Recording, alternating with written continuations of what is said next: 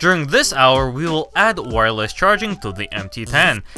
The items that we will need for this install include wireless charging head, handlebar mount, Quadlock phone case, and the only useful thing I got out of my college education. And here are all the parts that will go into the motorcycle as a part of an installation. First up, I'll go ahead and install the handlebar mount. I went ahead and removed the extension arm because it makes it easier to access the bottom screw, otherwise it would be harder to access the bottom screw. Also, because there is so much real estate on the center of the handlebar, I won't be using this extension arm at all for a cleaner, more pleasing look.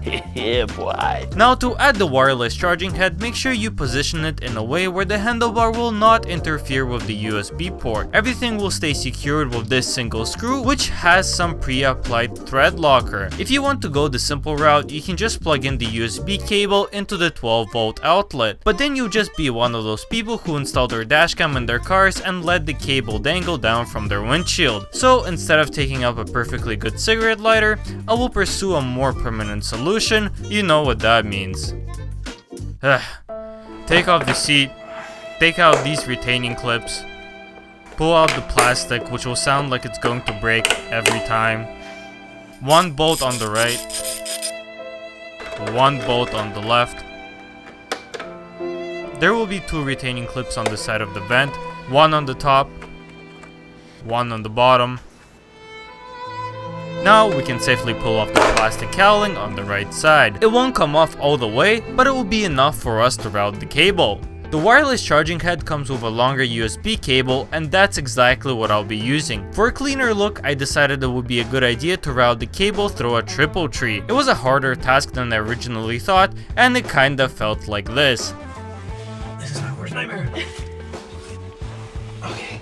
I ran the USB cable alongside with all the electrical wiring, making sure that there was plenty of slack when the handlebars are moved side to side. I secured everything neatly with the provided zip ties. Now for bikes that don't have a 12-volt socket, Quadlock also provides a battery terminal to SAE cable. The problem with this cable is although it does make installation really easy, it does connect straight to the battery, which will provide power to the charger at all times. Luckily, there is a power button for the rider to turn on and off the charger when not in use. Unfortunately, I have a memory of a goldfish and will most likely forget to turn off the charger when I park the bike. So in my case, I decided instead of wiring the charger straight to the battery, I would instead directly wire it to a power source, which gets shut off as soon as the bike is off. In my case, I decided that the license plate light wire would work perfectly as it turns off when there is no key in the ignition. In my case, it was this plug right over here. The red positive wire will be connected to the positive end of the license plate light, and the black negative wire will either be connected to the negative end of the battery or to any bolt that touches the metal frame of the bike.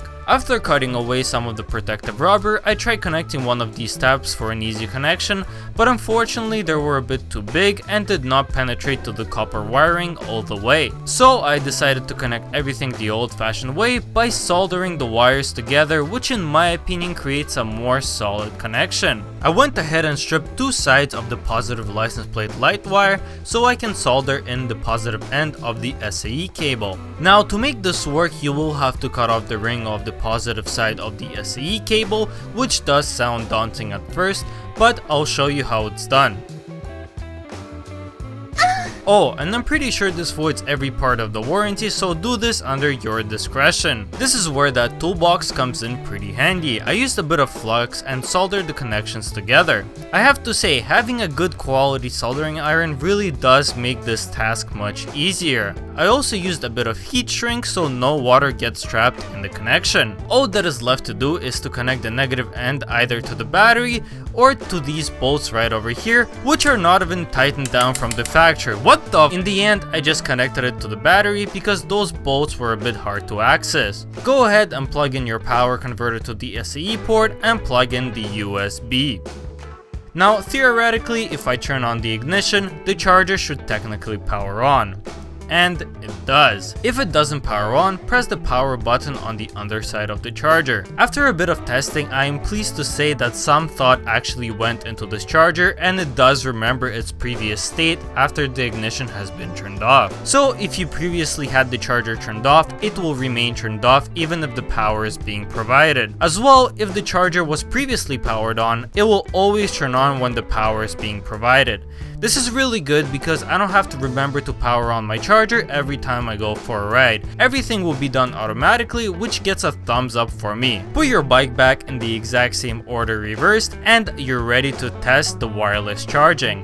I have a small issue though. I have an iPhone 7 Plus and it doesn't support wireless charging. So thank you for watching this video. I actually bought one of these charging pads off Amazon for around 10 bucks, which will enable this phone to have wireless charging. It conveniently fits on the inside of the case just like this, and let's finally test it. Well, it works as advertised. Wow! I tried mounting it to the bike a couple of more times and the phone lit up each time, which was a good sign. This setup kind of reminds me of the GS1200s, GS1250s, where they have like a GPS and their dash on top, or their GPS on top and their dash on bottom. And this is opposite, but this is working perfectly right now. I can see the GPS on the bottom. I'm running Waze here, so I can see if there's any potholes up ahead, any emergencies, any cops up ahead. Makes me feel a little bit safer when I'm riding this bike. The wireless charging is also working pretty good. After about 1 hour of riding, let's see how many percent I went up after I pull over here on this stoplight. So I started at about 85% and now it's at 93%. So it went up about 8% in the 1 hour, which is actually perfect. I know that Waze eats up a lot of battery, so even if the battery would stay the same as it was before, I would be happy. But the fact that it's going up on an aftermarket wireless charger, that's really good for me. I'm pretty happy with that. Would I say that I recommend this product?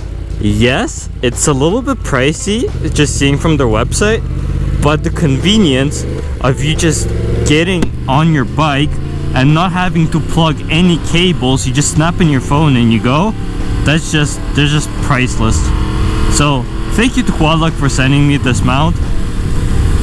I really appreciate it. It's working perfectly right now, and I'm sure it's going to be working perfectly in the years to come. And if you guys are wondering how I'm able to mount my camera onto pretty much any helmet, check out Tech Moto. We sell custom camera mounts which fit a variety of motorcycle helmets available on our website. Thank you so much for watching this video.